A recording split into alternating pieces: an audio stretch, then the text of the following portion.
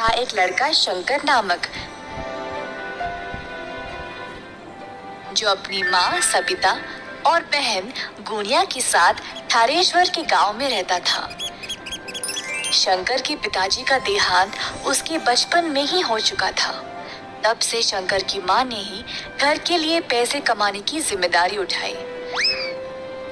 सबिता ने बहुत मेहनत की अपने बच्चों का पालन पोषण करने के लिए। पैसों की कमी की वजह से शंकर ने स्कूल छोड़ दिया और अपनी माँ के साथ काम करने लग गया, पर उन्होंने गुनिया की पढ़ाई को नहीं रोका। सबिता इमारतें बनाने वाले साइटों पर मजदूरी का काम करती थी। शंकर भी जो अपनी माँ के साथ काम पे जाने लगा, उसने देखा कि ये माहौल कुछ अलग और अनोखा था।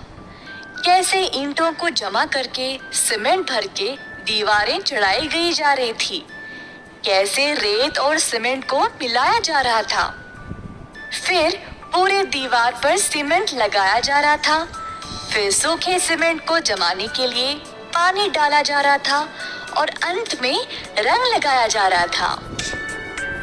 ये सब शंकर को बहुत पसंद आया। घर जाने के बाद, माँ, मुझे इमारतें खड़ा करने का तरीका बहुत पसंद आया। सच में बेटा? फिर क्यों ना तुम रोज मेरे साथ आ जाओ, सिर्फ काम के लिए नहीं, सब कुछ सीखने के लिए भी, और ताकि तुम एक दिन एक बड़े बिल्डर बन जाओ, है ना? हाँ माँ, मैं वादा करता हूँ।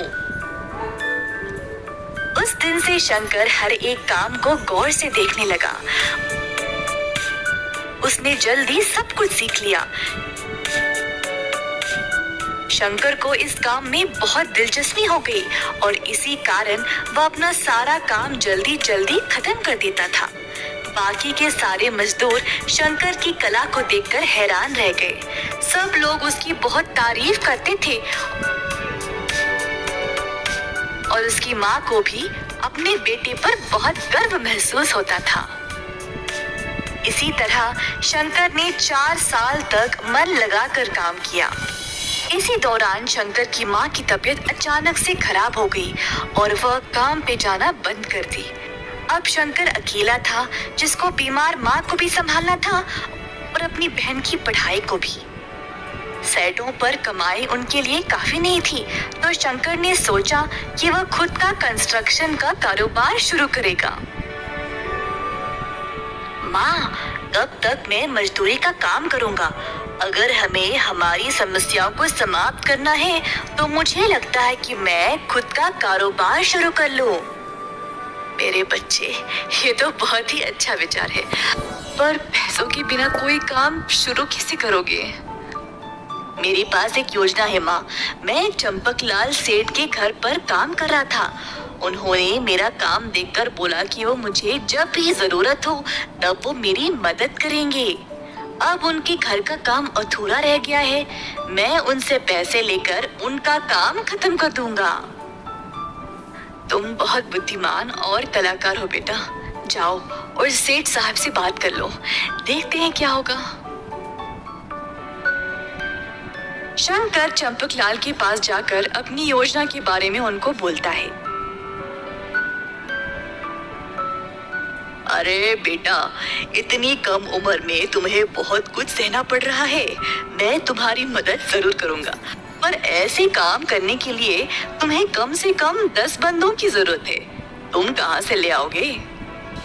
सर जी, मैं कुछ लोगों को जानता हूँ, एकदम सही काम करते हैं और ईमानदारी से, वो भी कम पैसों में। आजकल ऐसे लोग कहाँ पे मिलेंगे शंकर? मैं और मेरे दोस्त बहुत सालों से मजदूरी का काम कर रहे हैं साहब। हम दिन भर काम करके भी ये लालची बिल्डर लोग हमें ठीक से पैसे नहीं देते थे। ऐसा बहुत सारे लोग ठोकर खा रहे हैं सर जी। अगर मैं उनसे बात करूंगा तो हम जरूर एक साथ हाथ जोड़कर काम कर सकते हैं। ये सब तो ठीक है बेटा, पर किसके घर पे काम शुरू करोगे? सच्ची आपका काम भी तो कब से रुका पड़ा है। मैं आपके घर पर काम शुरू करूंगा। मैं आपके घर का काम देखते ही देखते खत्म कर दूंगा, देख लेना। ठीक है बेटा, जाओ और भगवान का नाम लेकर ये शुभ काम शुरू करो।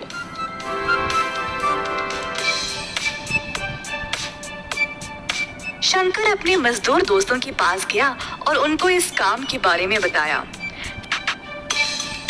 सारे दोस्त इस विचार से खुश थे और तुरंत शंकर ने उनको काम के लिए पैसे भी दे दिए।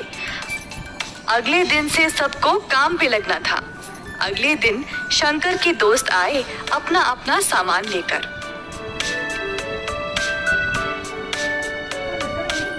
शंकर ने बचे हुए पैसों के साथ बाकी का सामान लाया, जैसे कि सीमेंट, रेत वगैरह। मजदूर पहुंचने से पहले ही उसने सारा माल और सामान तैयार रखा। सब लोग इस नए काम को लेकर बहुत खुश थे। क्योंकि सब जवान थे, वह काम भी जल्दी जल्दी खत्म करने लगे। शंकर बाकियों को सही दिशा दिखा रहा था काम करने का, और देखते ही देखते 2 महीनों के अंदर सारा घर तैयार हो गया। चंपकलाल का ये नया घर देखकर सब लोग हैरान रह गए। शंकर के पहले मालिक भी ये काम देखकर आश्चर्यचकित रह गए कि उसने इतना अच्छा मकान बनाया। चंपकलाल सेठ का घर देखकर अब बाकी के लोग भी अपने अपने मकान बनवाने के लिए शंकर को बुलाने लगे। शंकर बेटा, तुमने इतने कम समय में मेरा इतना अच्छा मकान बना दिया।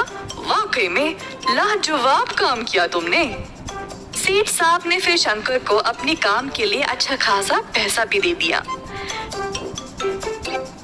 पैसों के साथ उसने अपनी माँ की सेहत का ख्याल रखा और अपनी बहन को बेहतर स्कूल में डाला।